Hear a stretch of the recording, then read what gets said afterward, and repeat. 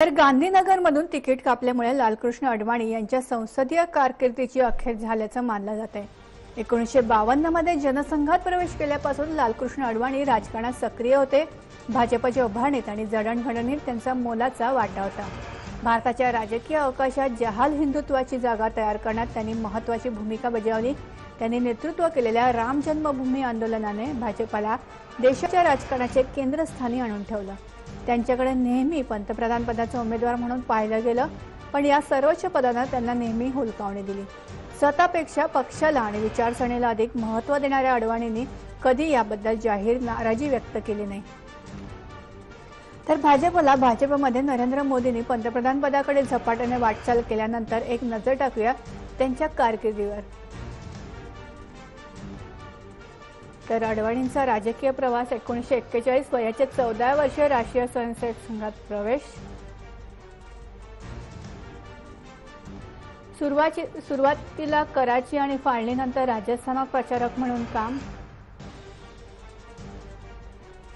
1952 ला जनसंघात प्रवेश।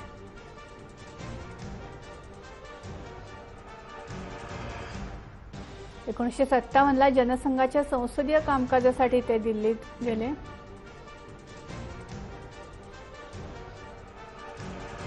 1958 ला जनसंघाचे उपाध्यक्ष बनले।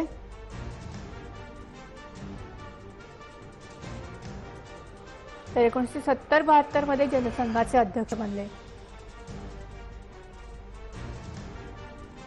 1970 ला राज्यसभेवर पहिल्यांदा विजयी झाले।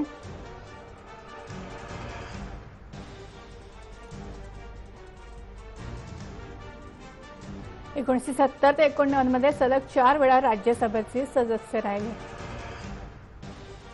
नंतर 1973-77 ला जनसंघाचे अध्यक्ष बनले। 1975 ला आणीबाणीच्या काळात कारावासही भोगला।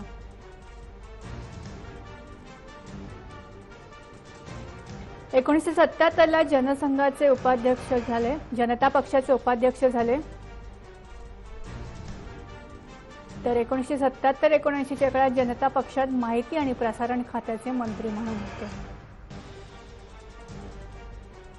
1980-86 मध्ये भारतीय जनता पक्षाचे सरचिटणीस आणि राज्यसभेत पक्षाचे नेते होते। 1986 ते 91 भाजपचे अध्यक्ष होते।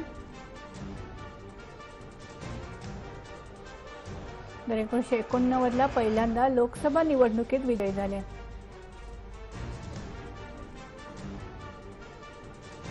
1996 ते 98 चा अपवाद वगळता सलग लोकसभेचे सदस्य राहिले। तर 1989-91, 1991 ते 93 लोकसभेतले विरोधी पक्ष नेते म्हणून होते। 1998 ते 2004 गृहमंत्री होते।